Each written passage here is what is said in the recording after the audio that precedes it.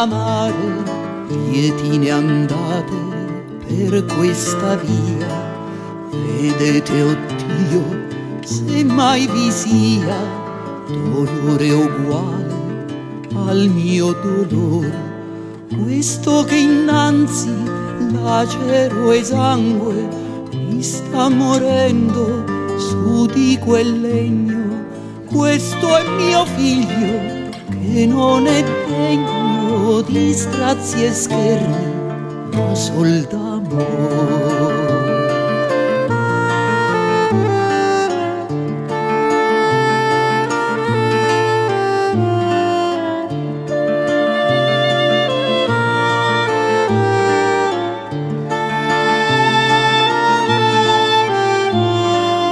Questo è quel figlio che il gran fattore del mondo tutto vanta per padre, e questo è quello che per sua madre prima del mondo mi destinò.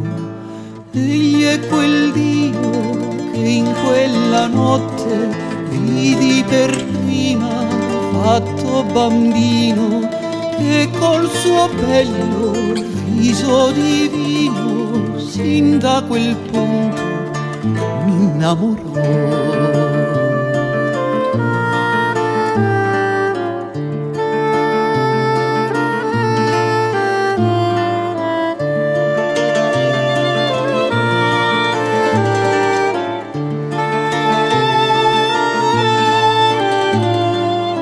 Egli mi scelse per sua diletta, fida compagna della sua vita, e poi mi tenne sempre ferita e innamorata di sua beltà.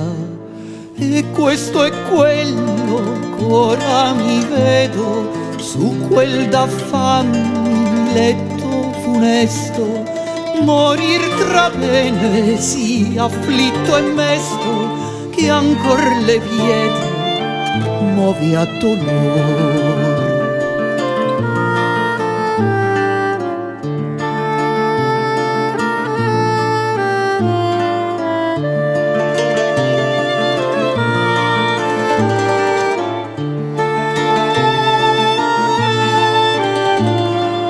Dove si volge egli non trova chi lo difenda o lo conforti, ma tutti vede intenti accorti a far più duro il suo patir.